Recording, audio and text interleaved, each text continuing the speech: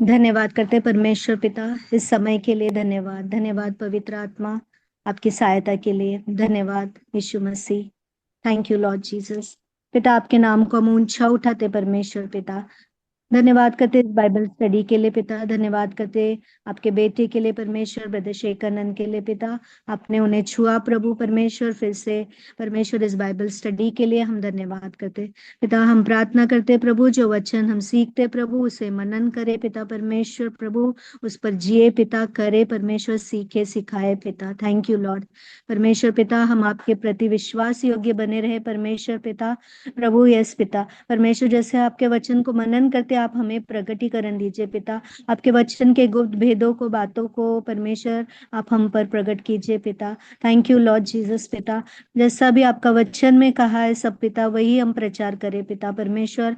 हमारा कुछ भी शब्द न हो परमेश्वर पिता प्रभु। आप हमारी अगुवाई कीजिए पवित्र आत्मा। थैंक यू लॉर्ड जीसस पिता। हम धन्यवाद करते आपका लहू मांगते पिता परमेश्वर। धन्यवाद करते या जुड़े हर एक के लिए, हमारे परिवारों के लिए धन्यवाद पिता। सारे कनेक्शन जो भी सब जुड़ रहे पिता परमेश्वर पिता, हम धन्यवाद करते। आप अगुवाई कीजिए प्रभु।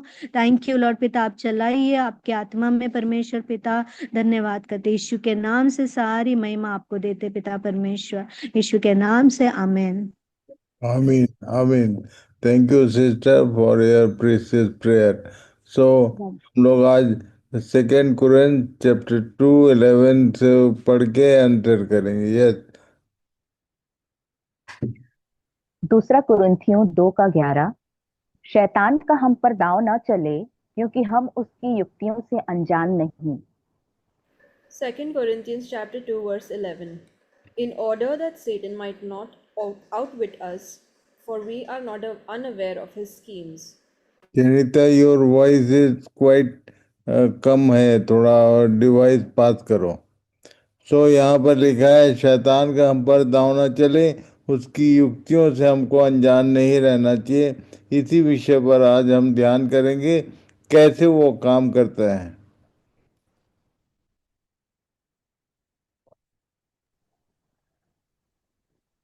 नहूम 2:1। सत्यानाश करने वाला तेरे विरुद्ध चढ़ आया है, गढ़ को दृढ़ कर, मार्ग देखता हुआ चौकस रह, अपनी कमर कस, अपना बल बढ़ा दे।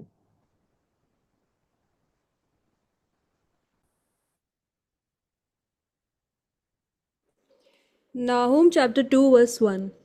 He that dasheth in pieces is come up before thy face. Keep the munition, watch the way, make thy loins strong, fortify thy power mightily. ये लिखा है कि ही दैट डैशेथ इन पीसेस, हिंदी में लिखा है नाश करने वाला। सो ये नाश करने वाला कैसे नाश करता है, वो पीसेस में डिवाइड करता है। इसको मैंने ट्रांसलेट करने का कोशिश किया, उसके लिए पढ़ेंगे, वो पढ़ लीजिए। भजन संहिता 91 1 और 2। जो परम प्रधान के छाए हुए स्थान में बैठा रहे, वह सर्वशक्तिमान की छाया में ठिकाना पाएगा। मैं यहोवा के विषय कहूंगा कि वह मेरा शरण स्थान और गढ़ है, वह मेरा परमेश्वर है, मैं उस पर भरोसा रखूंगा। Psalm 91 verses 1 and 2. He who dwells in the shelter of the Most High will abide in the shadow of the Almighty. I will say to the Lord, my refuge and my fortress, my God in whom I trust. सत्यानाश करने वाला तेरे विरुद्ध चढ़ आया, और तब यहाँ पर सबसे पहली बात बोला, गढ़ को दृढ़ कर। और तब दाऊद बार बार रिपीट करता है, यहोवा मेरा गढ़, मेरा शरण स्थान। अब यहोवा को कैसे हम दृढ़ करें, गढ़ को दृढ़ कर बोला, तो मेरे को थोड़ा डाउट हुआ कि ट्रांसलेशन के शब्दों में कुछ फर्क है, इसलिए मैंने इसको इंग्लिश से हिंदी में ट्रांसलेट करने का कोशिश किया। पढ़िए, रीड इट। नहूम 2:1। सत्यानाश करने वाला तेरे विरुद्ध चढ़ आया है, गढ़ को दृढ़ कर, मार्ग देखता हुआ चौकस रह, अपनी कमर कस, अपना बल बढ़ा दे। चार काम करने बोला है, क्योंकि सत्यानाश करने वाले ने तेरे विरुद्ध चढ़ाई किया। इंग्लिश में पढ़िए। Nahum chapter 2, verse 1. He that dasheth in pieces is come up before thy face. Keep the munition, watch the way, make thy loins strong, fortify thy power mightily. इसको ट्रांसलेट करें तो उसका मतलब ये होता है, पढ़िए। जो टुकड़े टुकड़े करता है वह तुम्हारे सामने आ गया है। युद्ध सामग्री संभालो, मार्ग पर ध्यान दो, अपनी कमर मजबूत करो, अपनी शक्ति को प्रबलता से दृढ़ करो। 4 काम करने बोला। युद्ध सामग्री को संभालो, मार्ग पर ध्यान दो, अपनी कमर मजबूत करो, अपनी शक्ति को प्रबलता से दृढ़ करो। इन्हीं बातों पर आज हम लोग अपना ध्यान केंद्रित करेंगे। जो टुकड़े टुकड़े करता है, ऐसा लिखा है। और तब कलीसियाओं में एक एक परिवार में टुकड़े दिखाई देते हैं। कुछ थोड़े से लोग होते हैं, कई किसी के साथ मन नहीं मिलता। उसका कारण क्या है? क्योंकि ये डिवाइड एंड रूल, ये जो सिस्टम है, ये सैटेनिक है, वही करता है काम। पढ़िए।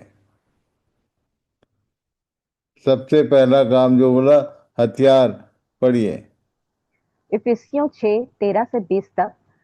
इसलिए परमेश्वर के सारे हथियार बांध लो कि तुम बुरे दिन में सामना कर सको और सब कुछ पूरा करके स्थिर रह सको।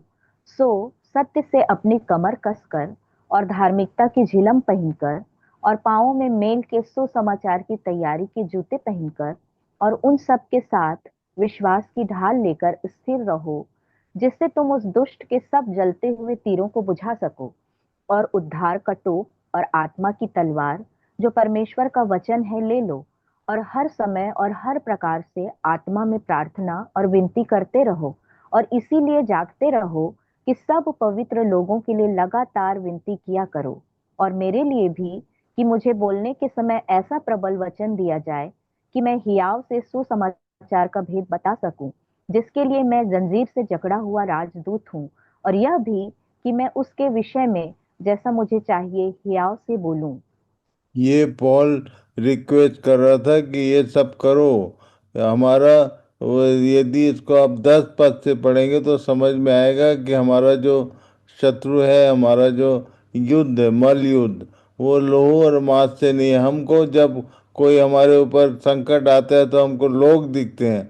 मनुष्यों को मत देखो, उसके पीछे शैतान होता है जो उनको उनमें होकर हमारे विरोध में काम करता है। और इसलिए उससे लड़ने के लिए ये सारे हथियार चाहिए। मनुष्यों से लड़ाई नहीं करना, ये शैतान से लड़ने के लिए ये सारे हथियार हमारे पास होने चाहिए। Read it. Ephesians chapter 6, verses 13 to 20. Therefore, take up the whole armor of God, that you may be able to withstand in the evil day, and having done all to stand firm. Stand therefore, having fastened on the belt of truth, and having put on the breastplate of righteousness, and as shoes for your feet, having put on the readiness given by the gospel of peace. In all circumstances, take up the shield of faith, with which you can extinguish all the flaming darts of the evil one, and take the helmet of salvation and the sword of the Spirit, which is the word of God, praying at all times in the Spirit with all prayer and supplication. To that end, keep alert with all perseverance, making supplication for all the saints, and also for me, that words may be given to me in opening my mouth boldly to proclaim the mystery of the gospel, for which I am an ambassador in chains, that I may declare it boldly as I ought to speak. तो इस बात को याद रखिए। इस पर ये जो हथियारों का लिस्ट है यहाँ पर, इसको यदि थोड़ा ध्यान से देखेंगे तो दो भागों में divided, there are 2 kinds of armours. ये 2 प्रकार के हथियार हैं, एक तो आक्रामक और एक सुरक्षात्मक। तो ऑफेंसिव एंड डिफेंसिव। तो डिफेंसिव ज़्यादा है, ऑफेंसिव केवल एक है। ये जो तलवार है केवल एक है अटैक करने का, और बाकी सब सुरक्षा के लिए। और इसलिए हमारा शत्रु चूंकि उतना स्ट्रांग है, इसलिए सुरक्षा कवच, सुरक्षा के हथियार ज़्यादा दिए गए हैं। इसलिए इन बातों पर ध्यान कीजिए और इन सब को धारण करने की आवश्यकता है। केवल केवल ज्ञान में हमारे पास हो ऐसा नहीं, ये इसकी जानकारी हो जाए तो हम इसको ठीक से धारण करके अपने शत्रु से लड़ सकते हैं। सो प्रभु सबकी सहायता करे कि इन बातों का हम ठीक से ध्यान करें।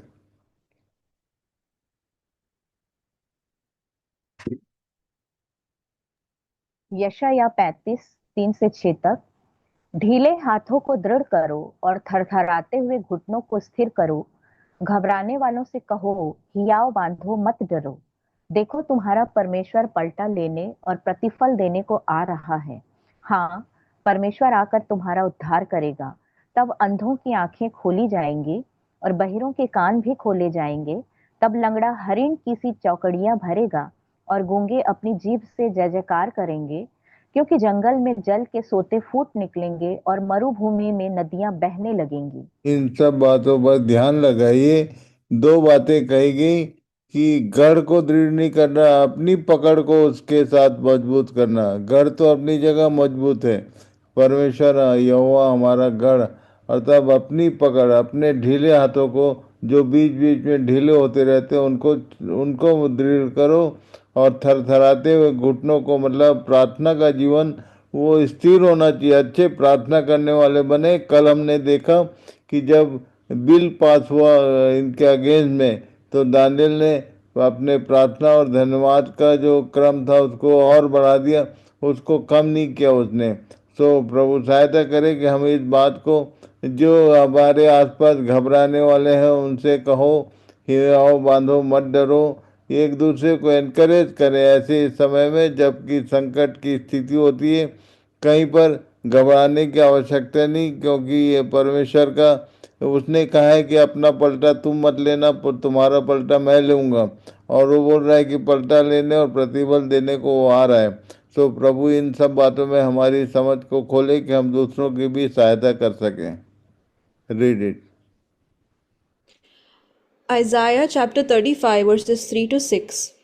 Strengthen the weak hands and make firm the feeble knees. Say to those who have an anxious heart, be strong, fear not.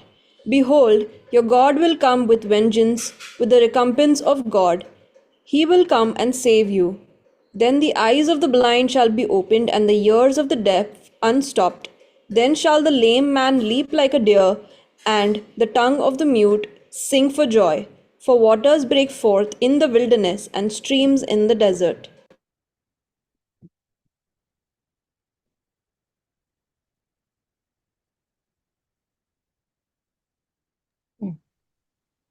नहूम 2:1। सत्यानाश करने वाला तेरे विरुद्ध चढ़ आया है। गढ़ को दृढ़ कर, मार्ग देखता हुआ चौकस रह, अपनी कमर कस, अपना बल बढ़ा दे। पहली बात हमने देखा गढ़ को दृढ़ कर से संबंधित कुछ बातें। अब दूसरी बात, मार्ग देखता हुआ चौकस रह। कौन से मार्ग को हमको देखने की आवश्यकता है, ये इस पर अपना ध्यान लगाएंगे। पढ़िए। भजन संहिता 84:5।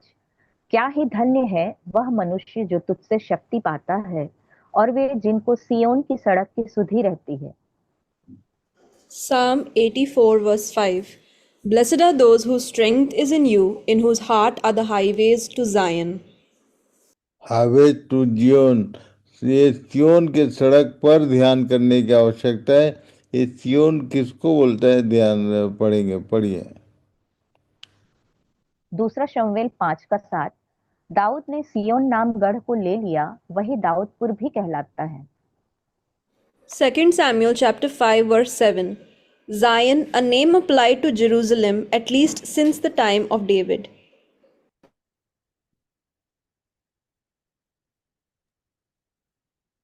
पहला राजा 8:1, दूसरा इतिहास 5:2। तब सुलेमान ने इस्राएली पुरनियों को और गोत्रों के सब मुख्य पुरुष जो इस्राएलियों के पूर्वजों के घरानों के प्रधान थे, उनको भी यरूशलेम में अपने पास इस मनसा से इकट्ठा किया कि वे यहोवा की वाचा का संदूक दाऊदपुर अर्थात सियोन से ऊपर ले आए। 1 Kings chapter 8, verse 1 and 2 Chronicles chapter 5, verse 2. Then Solomon assembled the elders of Israel and all the heads of the tribes, the leaders of the fathers' houses of the people of Israel, before King Solomon in Jerusalem, to bring up the ark of the covenant of the Lord out of the city of David, which is Zion.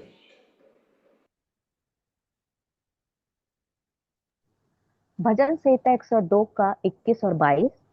और सियोन में यहोवा के नाम का वर्णन किया जाए और यरूशलेम में उसकी स्तुति की जाए। यह उस समय होगा जब देश देश और राज्य राज्य के लोग यहोवा की उपासना करने को इकट्ठे होंगे।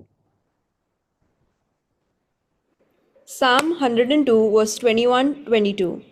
That they may declare in Zion the name of the Lord and in Jerusalem his praise, when peoples gather together and kingdoms to worship the Lord. Hebrews chapter 12 verse 22. यर्मिया 31 का 6। क्योंकि ऐसा दिन आएगा जिसमें एप्रैम के पहाड़ी देश के पहरुए पुकारेंगे, उठो हम अपने परमेश्वर यहोवा के पास सियोन को चलें। मीका 4 1 और 2। अंत के दिनों में ऐसा होगा कि यहोवा के भवन का पर्वत सब पहाड़ों पर दृढ़ किया जाएगा और सब पहाड़ियों से अधिक ऊंचा किया जाएगा, और हर जाति के लोग धारा की नाई उसकी ओर चलेंगे, और बहुत जातियों के लोग जाएंगे और आपस में कहेंगे, आओ हम यहोवा के पर्वत पर चढ़कर याकूब के परमेश्वर के भवन में जाएं। तब वह हमको अपने मार्ग सिखाएगा और हम उसके पथों पर चलेंगे, क्योंकि यहोवा की व्यवस्था सियोन से और उसका वचन यरूशलेम से निकलेगा। Jeremiah chapter 31 verse 6. For there shall be a day when watchmen will call in the hill country of Ephraim, Arise and let us go up to the Zion, to the Lord our God. Micah chapter 4 verses 1-2. It shall come to pass in the latter days that the mountain of the house of the Lord shall be established as the highest of the mountains, and it shall be lifted up above the hills, and peoples shall float to it, and many nations shall come and say, Come, let us go up to the mountain of the Lord, to the house of the God of Jacob, that he may teach us his ways, and that we may walk in his paths. For out of Zion shall go forth the law, and the word of the Lord from Jerusalem.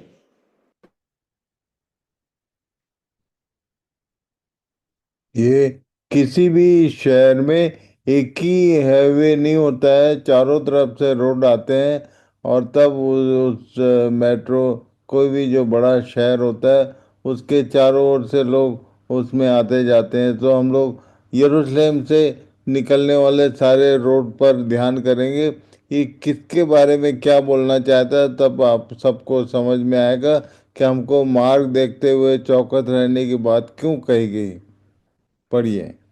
पहला पहला मार्ग जो यरूशलेम से जुड़ा हुआ उसके बारे में लिखा है, पढ़िए। लूका 10 25 से 29 तक। और देखो, एक व्यवस्थापक उठा और यह कहकर उसकी परीक्षा करने लगा कि हे गुरु, अनंत जीवन का वारिस होने के लिए मैं क्या करूं? उसने उससे कहा कि व्यवस्था में लिखा है, तू कैसे पढ़ता है? उसने उत्तर दिया कि तू प्रभु अपने परमेश्वर से अपने सारे मन और अपने सारे प्राण और अपनी सारी शक्ति और अपनी सारी बुद्धि के साथ प्रेम रख, और अपने पड़ोसी से अपने समान प्रेम रख। उसने उससे कहा, तूने ठीक उत्तर दिया है, यही कर तो तू जीवित रहेगा। परंतु उसने अपनी तई धर्मी ठहराने की इच्छा से यीशु से पूछा, तो मेरा पड़ोसी कौन है? Luke chapter 10 verses 25-29. And behold, a lawyer stood up to put him to the test, saying, Teacher, what shall I do to inherit eternal life? He said to him, What is written in the law? How do you read it?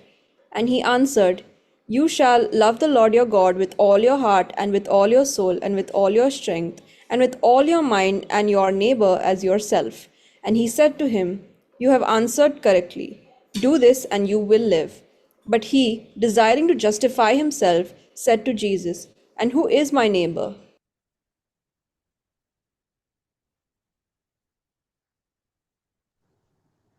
लूका 10 30 से 34 तक।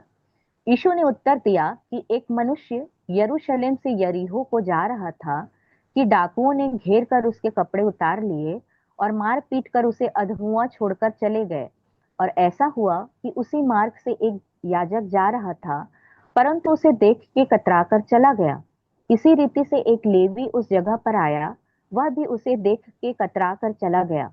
परंतु एक सामरी यात्री वहां आ निकला और उसे देखकर तरस खाया और उसके पास आकर और उसके घावों पर तेल और दाखरस डालकर पट्टियां बांधी और अपनी सवारी पर चढ़ाकर सराय में ले गया और उसकी सेवा टहल की।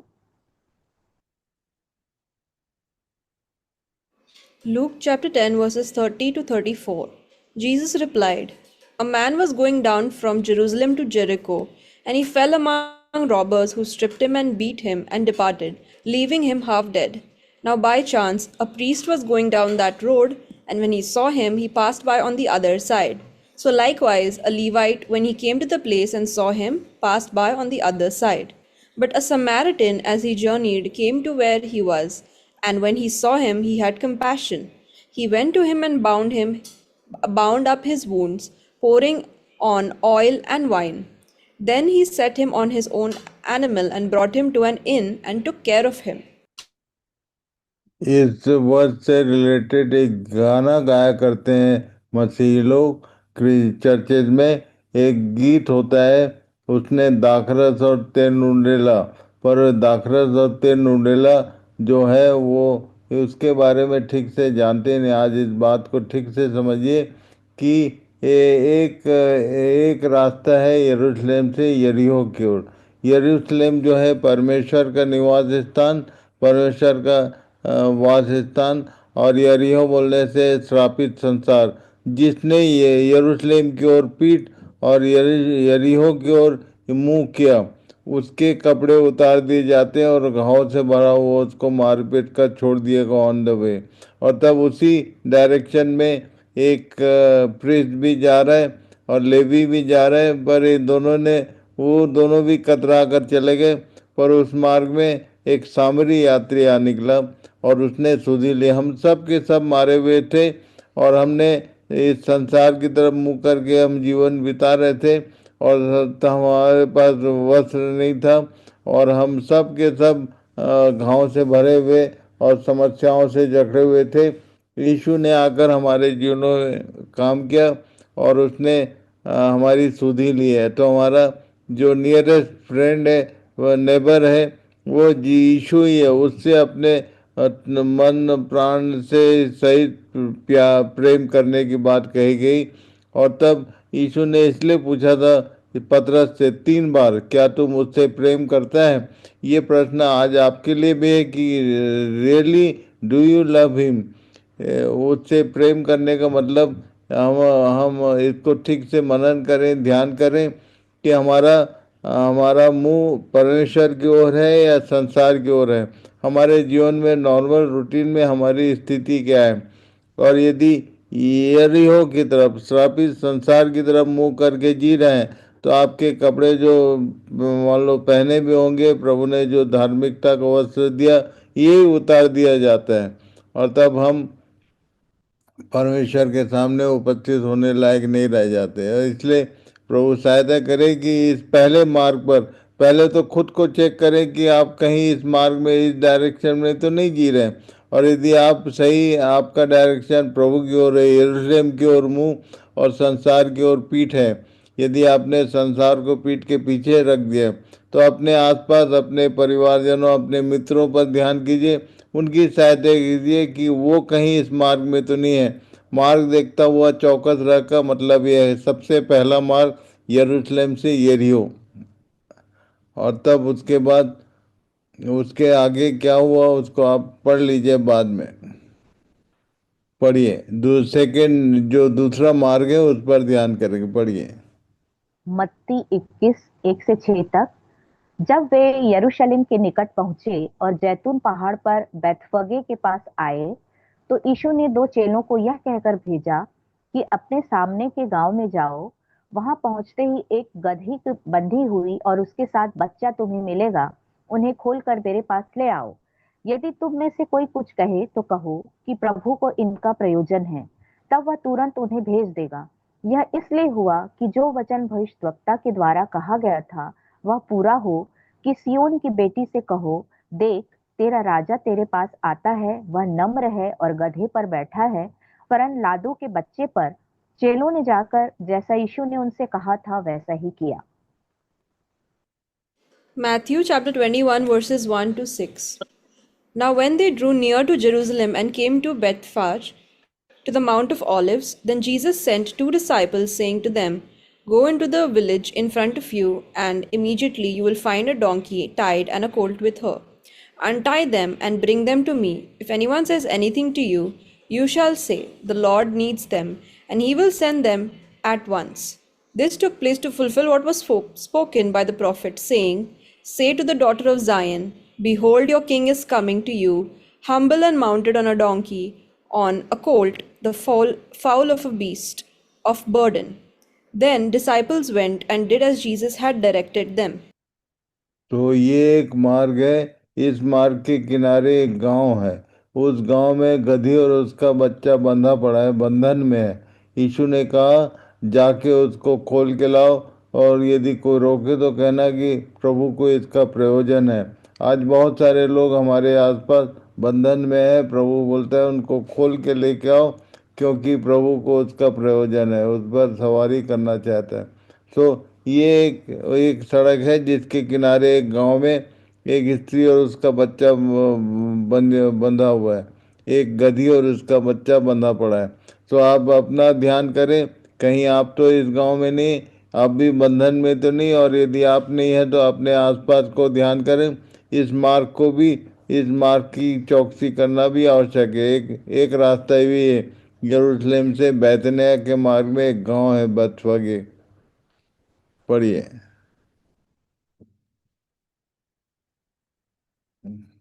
मरकुस 11 और रुक जाओ। और तीसरा मार्ग पढ़िए। लूका 24:13 से 18 तक।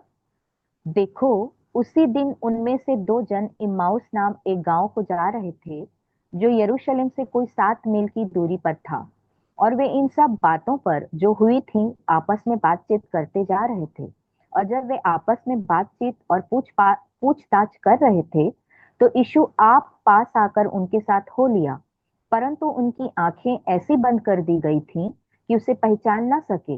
उसने उनसे पूछा, ये क्या बातें हैं जो तुम चलते चलते आपस में करते हो? वे उदास से खड़े रह गए। यह सुनकर उनमें से क्लियोपास नाम एक व्यक्ति ने कहा, क्या तू यरूशलेम में अकेला परदेशी है, जो नहीं जानता कि इन दिनों में उसमें क्या क्या हुआ है? Luke chapter 24, verses 13 to 18. That very day, 2 of them were going to a village named Emmaus, about 7 miles from Jerusalem, and they were talking with each other about all these things that had happened. While they were talking and discussing together, Jesus himself drew near and went with them. But their eyes were kept from recognizing him. And he said to them, "What is this conversation that you are holding with each other as you walk?" And they stood still looking sad. Then one of them, named Cleopas, answered him, "Are you the only visitor to Jerusalem who does not know the things that have happened there in these days?"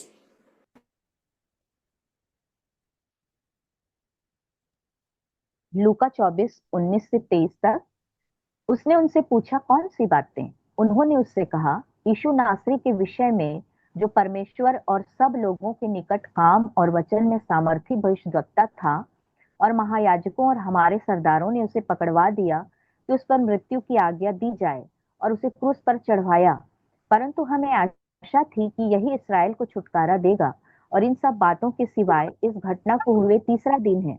और हम में से कई स्त्रियों ने भी हमें आश्चर्य में डाल दिया है, जो भोर को कब्र पर गई थीं, और जब उसकी लोथ न पाई तो यह कहती हुई आई कि हमने स्वर्गदूतों का दर्शन पाया, जिन्होंने कहा कि वह जीवित है।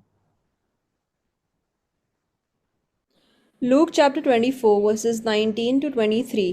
And he said to them, "What things?" And they said to him, "Concerning Jesus of Nazareth, a man who was a prophet, mighty in deed and word before God and all the people, and how our chief priests and rulers delivered him up to be condemned to death and crucified him. But we had hoped that he was the one to redeem Israel. Yes, and besides all this, it is now the 3rd day since these things happened. Moreover, some women of our company amazed us. They were at the tomb early in the morning, and when they did not find his body, they came back saying that they had even seen a vision of angels who said that he was alive."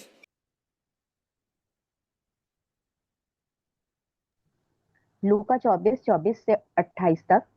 तब हमारे साथियों में से कई एक कब्र पर गए और जैसा स्त्रियों ने कहा था वैसा ही पाया, परंतु उसको न देखा। तब उसने उनसे कहा, हे निर्बुद्धियों और भविष्यद्वक्ताओं की सब बातों पर विश्वास करने में मंदमतियों, क्या अवश्य न था कि मसीह ये दुख उठाकर अपनी महिमा में प्रवेश करे? तब उसने मूसा से और सब भविष्यद्वक्ताओं से आरंभ करके सारे पवित्र शास्त्रों में से अपने विषय में की बातों का अर्थ उन्हें समझा दिया। इतने में वे उस गांव के पास पहुंचे जहां वे जा रहे थे, और उसके ढंग से ऐसा जान पड़ा कि वह आगे बढ़ना चाहता है। Luke chapter 24, verses 24 to 28. Some of those who were with us went to the tomb and found it, just as the woman had said, but him they did not see. And he said to them, O foolish ones and slow of heart to believe all that the prophets have spoken. Was it not necessary that the Christ should suffer these things and enter into his glory? And beginning with Moses and all the prophets, he interpreted to them in all the scriptures the things concerning himself. So they drew near to the village to which they were going. He acted as if he were going farther. Amos के मार्ग के यात्री वो हैं जो निर्बुद्धि हैं और जो slow of heart to believe, जो विश्वास करने में मंदमती, जो बहुत स्लो है विश्वास करने में, जिनको जल्दी विश्वास नहीं होता। ये यीशु का कुछ और पिक्चर बना रखे थे, सांसारिक छुटकारे की बात कर रहे थे कि वो हमको छुड़ाएगा, ऐसा सोच रहे थे। पर ये यीशु ने अपने विषय में सारी बातें फिर से उनको निकाल कर समझाया शास्त्रों में से, और उनको समझा दिया। और तब उसके बाद आगे क्या वो पढ़िए। लूका 24:29 से 33 तक। परंतु उन्होंने यह कहकर उसे रोका कि हमारे साथ रह, क्योंकि संध्या हो चली है और दिन अब बहुत ढल गया है। तब वह उनके साथ रहने के लिए भीतर गया। जब वह उनके साथ भोजन करने बैठा तो उसने रोटी लेकर धन्यवाद किया और उसे तोड़कर उनको देने लगा। तब उनकी आंखें खुल गईं और उन्होंने उसे पहचान लिया, और वह उनकी आंखों से छिप गया।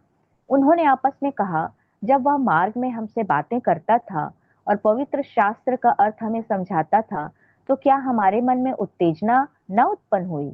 वे उसी घड़ी उठकर यरूशलेम को लौट गए और उन 11 और उनके साथियों को इकट्ठे पाया। Luke chapter 24, verses 29 to 33. But they urged him strongly, saying, Stay with us, for it is toward evening, and the day is now far spent. So he went in to stay with them.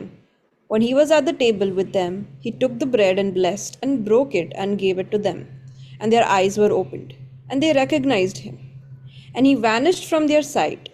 They said to each other, Did not our hearts burn within us while he talked to us on the road, while he opened to us the scriptures? And they rose that same hour and returned to Jerusalem. And they found the 11 and those who were with them gathered together. तो इमोस के मार्ग में जो लोग होते हैं उनकी आंखें बंद रहती हैं और उनको भविष्यवाणियाँ जल्दी समझ में आती नहीं, पर रोटी तोड़ने से उनकी आंखें खुली। सो इस बात को ध्यान कीजिए कि हमारे जीवनों में कई बार हम लोग लॉर्ड सपर के रोटी तोड़ने के महत्व को नहीं समझते हैं। अपनी आंखें खोलनी है तो ये रोटी तोड़ना आवश्यक है। सो प्रभु सहायता करे, इस बात को खुद भी ध्यान कीजिए और दूसरों की भी सहायता कीजिए। देन फोर्थ वे, चौथा मार्ग क्या है, पढ़िए। प्रेरितों के काम 8:1 से 8 तक। उसी दिन यरूशलेम की कलीसिया पर बड़ा उपद्रव होने लगा, और प्रेरितों को छोड़ सब के सब यहूदिया और सामरिया देशों में तितर बितर हो गए। और भक्तों ने स्तिफनुस को कब्र में रखा और उसके लिए बड़ा विलाप किया। शाऊल कलीसिया को उजाड़ रहा था और घर घर घुसकर पुरुषों और स्त्रियों को घसीट घसीट कर बंदी गृह में डालता था। जो तितर बितर हुए थे वे सुसमाचार सुनाते हुए फिरे, और फिलिप्पुस सामरिया नगर में जाकर लोगों में मसीह का प्रचार करने लगा। और जो बातें फिलिप्पुस ने कही उन्हें लोगों ने सुनकर, और जो चिन्ह वह दिखाता था उन्हें देख देख कर एक चित होकर मन लगाया, क्योंकि बहुतों में से अशुद्ध आत्माएं बड़े शब्द से चिल्लाती हुई निकल गईं, और बहुत से झोले के मारे हुए और लंगड़े भी अच्छे किए गए। और उस नगर में बड़ा आनंद हुआ। तो फिलिप्पुस के काम के विषय में लिखा है यहाँ पर, जो तितर बितर हुए थे उनमें से फिलिप्पुस सामरिया नगर में प्रचार करने लगा। और तब आज के डेट में जो कहा जाता है पावर मिनिस्ट्री, बड़े बड़े काम उसके द्वारा हो रहे थे। फिर अचानक क्या हुआ, पढ़िए, read it first. Acts chapter 8, verses 1 to 8. And there arose on that day a great persecution against the church in Jerusalem, and they were all scattered throughout the regions of Judea and Samaria, except the apostles. Devout men buried Stephen, and made great lamentation over him.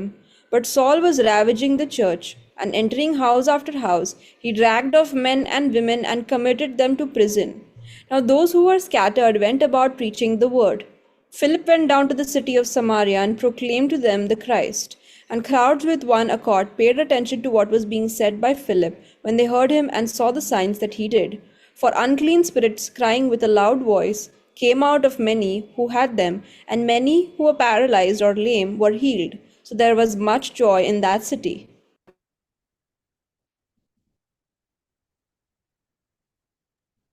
प्रेरितों के काम 8:26 से 30 तक।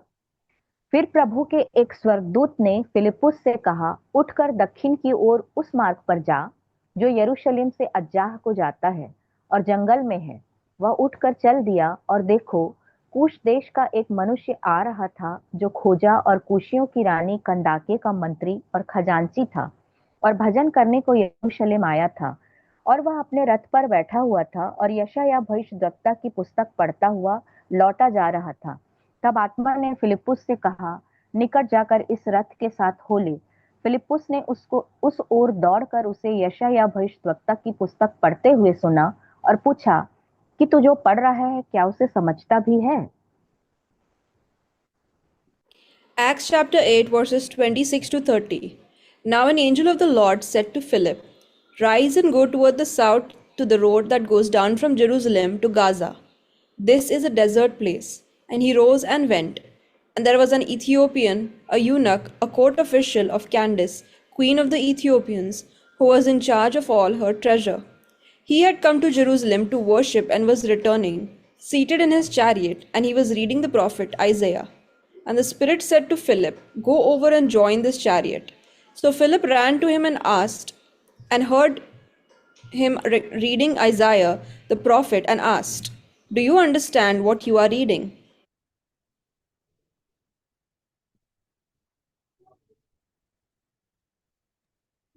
प्रेरितों के काम 8:31 से 35 तक। उसने कहा, जब तक कोई मुझे न समझाए तो मैं क्यों कर समझूं? और उसने फिलिप्पुस से विनती की कि चढ़कर मेरे पास बैठ। पवित्र शास्त्र का जो अध्याय वह पढ़ रहा था वह यह था कि वह भेड़ की नाई वध होने को पहुंचाया गया, और जैसा मेमना अपने ऊन कतरने वालों के सामने चुपचाप रहता है, वैसे ही उसने भी अपना मुंह न खोला। उसकी दीनता में उसका न्याय होने नहीं पाया, और उसके समय के लोगों का वर्णन कौन करेगा, क्योंकि पृथ्वी से उसका प्राण उठाया जाता है। इस पर खोजे ने फिलिप्पुस से पूछा, मैं तुझसे विनती करता हूँ, यह बता कि भविष्यद्वक्ता यह किस विषय में कहता है, अपने या किसी दूसरे के विषय में?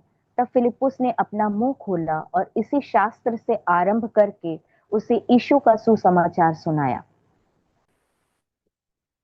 Acts chapter 8, verses 31 to 35.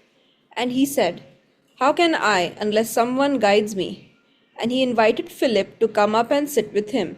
Now the passage of the scripture that he was reading was this: like a sheep he was led to the slaughter, and like a lamb before its shearer is silent, so he opens not his mouth. In his humiliation justice was denied him.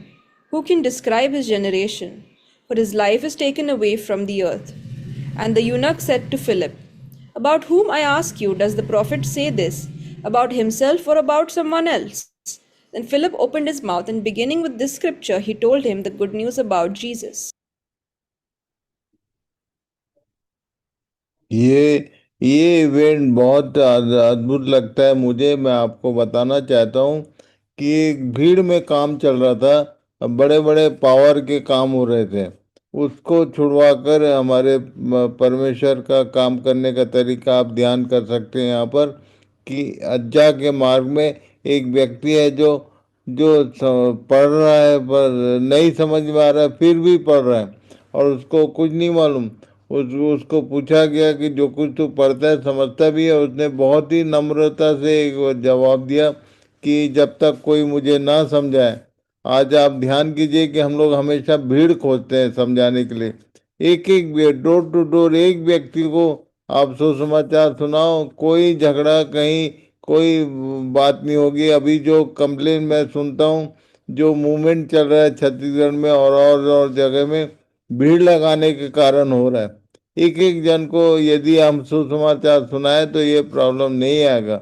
आप ध्यान करके देखिए कि आज बहुत सारे हमारे चारों ओर मौज के अज्जा के मार्ग में लोग हैं। पहली बात तो अपने आप को जांचिए कि कहीं आप भी इस मार्ग में तो नहीं है कि आप पढ़ रहे हैं आपको समझ में नहीं आ रहा है।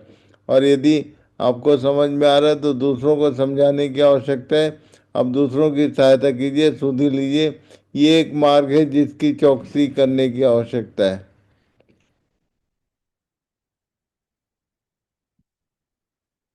पढ़िए। यशायाह 35:8 से 10 तक। और वहां एक सड़क अर्थात राजमार्ग होगा, उसका नाम पवित्र मार्ग होगा। कोई अशुद्ध जन उस पर से न चलने पाएगा। वह तो उन्हीं के लिए रहेगा, और उस मार्ग पर जो चलेंगे वह चाहे मूर्ख भी हो तो भी कभी न भटकेंगे। वहां सिंह न होगा, और न कोई हिंसक जंतु उस पर न चढ़ेगा, न वहां पाया जाएगा।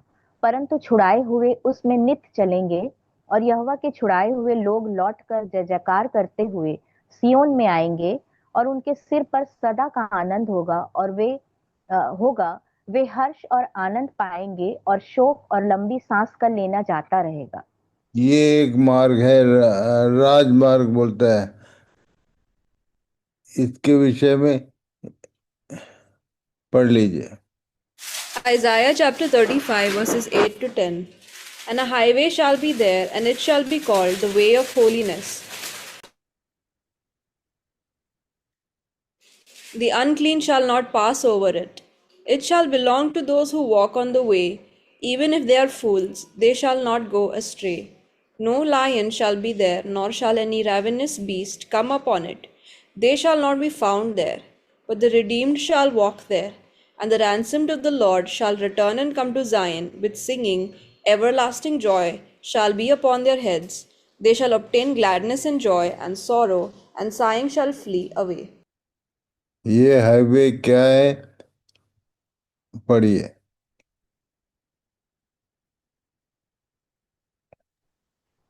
इब्रानियों 10:19 और 20। सो हे भाइयों, जबकि हमें यीशु के लोहू के द्वारा उस नए और जीवते मार्ग से पवित्र पवित्र स्थान में प्रवेश करने का हियाव हो गया है, सो उसने पर्दे अर्थात अपने शरीर में से होकर हमारे लिए अभिषेक किया है। Hebrews chapter 10, verses 19 to 20.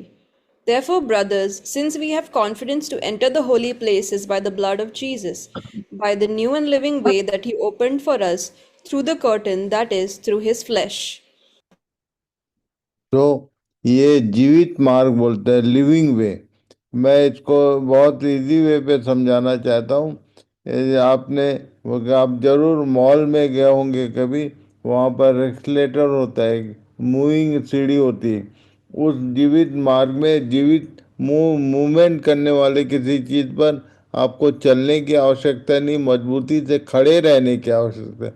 यदि आप मसीह में स्थिर रहेंगे तो ये आपको वो राजमार्ग के समान, इसमें केवल एक खड़े होना है, स्थिर रहना, उसमें वो खुद लेके जाएगा। और इसलिए प्रभु सहायता करे, इसको भी हम ध्यान से समझें कि हम उस मार्ग में हैं या नहीं हैं।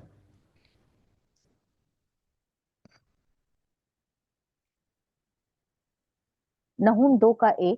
सत्यानाश करने वाला तेरे विरुद्ध चढ़ आया है, गढ़ को दृढ़ कर, मार्ग देखता हुआ चौकस रह, अपनी कमर कस, अपना बल बढ़ा दे।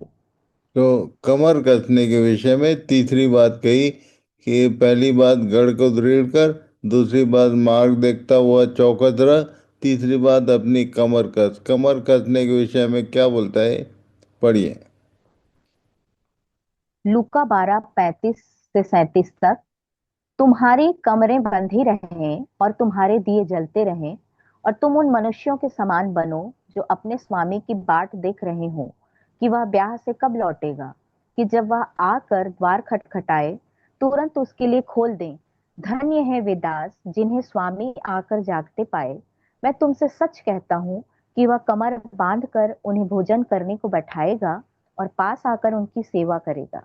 जो इस वर्ष के अनुसार, इस पद के अनुसार, कमरे बंधी रहने का मतलब तैयार रहने से मतलब है। ऐसा नहीं कि कमर ढीली करके हम सो जाएं। कमर बंधी रहे। और तब यहाँ लिखा है कि धन्य है वे दास जिन्हें स्वामी आकर जागते पाए। कमर बंधी रहने का मतलब जागते रहना, वॉचफुल रहना, हमेशा चौकस रहना। तब चौथी बात देखेंगे, अपना बल बढ़ा दे।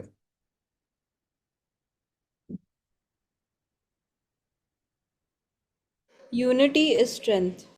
एकता में बल है बोला जाता है। इस बात को ठीक से समझेंगे। पिछले समय में मैंने इस विषय को समझाया हुआ, एक बार फिर से इस विषय के साथ रिपीट करेंगे। पढ़िए। Priesthood of our Lord Jesus. Praying for unity of his follower. उसने यूहन्ना 17 अध्याय में 3 बार बोला, ये सब एक मन के हो, प्रार्थना कर रहा था अपने लोगों के लिए। ये यीशु की याजकीय प्रार्थना के रूप में हम सब इसको जानते हैं। 17 अध्याय को पूरा पढ़िए तो समझ में आएगा कि उसने बार बार ये सब एक हो क्यों बोला। क्योंकि वो जानता था कि ये सब एक नहीं हो पाएंगे। और इसलिए आज वो स्थिति दिखती है उसकी प्रार्थना अभी भी हमारे लिए। वो चाहता है कि हम सब एक हो जाएं। पढ़िए। रोमियो 2 का 24। तुम्हारे कारण अन्य जातियों में परमेश्वर के नाम की निंदा की जाती है। Romans chapter 2 verses 24. For as it is written, the name of God is blasphemed among the Gentiles because of you. In आप India, अन्य जातियों के Christians बीच में जाते हैं कि नहीं मैं नहीं जानता, पर अन्य जातियों के बीच में यदि जाएंगे तो वे लोग मसीहों के नाम पे हंस देते हैं। क्यों? क्योंकि उनके पास तो इतने सारे देवी देवता हैं, फिर भी धर्म के नाम पे वो एक होते हैं। पर जैसे ही मसीहों को जब भी पूजा आराधना होती है तो उनकी जाति पाति, उनका वो सब खत्म हो जाता है। वो सब पूजा में सब लोग भाग लेते हैं। पर हमारे यहाँ जैसी आराधना की बात होती है तो हम बोलते हैं मैं तो वहाँ जाता हूँ, मैं तो यहाँ जाता हूँ, हम एक नहीं हो पा रहे। ये बात उनको दिखता है। इसलिए प्रभु सहायता करे कि हम इस बात को ठीक से समझने का प्रयास करेंगे कि एकता कैसे में आती है।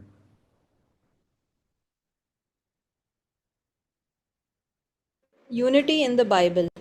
बाइबल में एकता के विषय में At the Old Testament time, Genesis chapter 11 verses 6 to 9. Please तो read. आज के दिन ये होमवर्क रहेगा। कल इस विषय पे अच्छे से हम ध्यान करेंगे। पुराने नियम में 11 अध्याय उत्पत्ति का, उसको जरूर पढ़िए 1 पद से 9 तक, कि कैसे ये लोग एक थे और कैसे उनके बीच में गड़बड़ी हुई, और तब ये इनके बीच में गड़बड़ी क्यों हुई, कैसे हुई और क्यों ऐसा हुआ। आप 11 अध्याय को पढ़िए। सेम स्थिति नए नियम के टाइम में भी हम ध्यान करेंगे। आज के दिन यहीं पर हम रुकेंगे। तो आप जरूर 11 अध्याय को 1 से 9 तक 2 4 5 बार पढ़िए। आपको प्रभु समझने में सहायता करेंगे। कल हम लोग इस विषय में आगे बढ़ेंगे। तो आज के दिन यहीं हम लोग रुकेंगे। प्रभु सहायता करे कि हम इन बातों को ठीक ठीक समझें, मनन करें और दूसरों की भी सहायता करें। तो आज के दिन एक बार फिर से हम लोग प्रार्थना के साथ यहीं पर समाप्त करेंगे।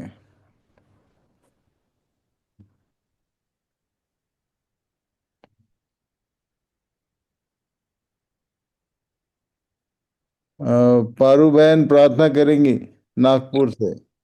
जी हाँ दादा। प्रे। सर्वशक्तिमान दयालु पिता परमेश्वर, धन्यवाद करते कि सुंदर तूने बात राजमार्ग की बताया परमेश्वर पिता। धन्यवाद करते स्तुति करते प्रभु राजा परमेश्वर, तूने आज बहुत सारी गहरी बातें प्रभु तूने आज हमारे साथ में किया है प्रभु। परमेश्वर पिता उस प्रभु होने दे कि प्रभु उसे फिर से हम मनन करके प्रभु तैयार हो जाए। हम तेरा धन्यवाद करते प्रभु, स्तुति करते, तारीफ करते सारे लोगों के लिए, जितने लोगों को तूने प्रभु सम्मिलित किया है वे प्रभु तैयार हो जाए। अपने भाई को भी सुधी ले परमेश्वर, ऐसा तू होने दे। धन्यवाद करते, प्रस्तुति करते तेरे दास को प्रभु तेरे सामर्थ्य हाथ में देते, उनका स्वास्थ्य तेरे हाथ में देते हैं। तूने सब कुछ अच्छा रखा, तेरा धन्यवाद देते। उनके घराने को याद करते, उनके घराने को भी प्रभु पूर्ण रीति से सुरक्षित रख और प्रभु परमेश्वर पिता आशीष दे। धन्यवाद करते हम सभी को तेरे सामर्थ्य हाथों में सौंपते हुए इस विनंती को हमारे उद्धारकर्ता यीशु नासरी के नाम से मांगते, सुन इसे ग्रहण कर पूरा कर, आमीन। आमीन। थैंक यू सिस्टर, और गॉड ब्लेस यू ऑल। प्रभु सबको आशीष दे, इन बातों को ठीक ठीक मनन करें, ध्यान करें और दूसरों की भी सहायता करें। शालोम। शालोम दादा, शालोम। चलो। Shalom, all. God bless. Shalom shalom. Shalom. सब भाई बहनों को शालोम। Shalom, Shalom.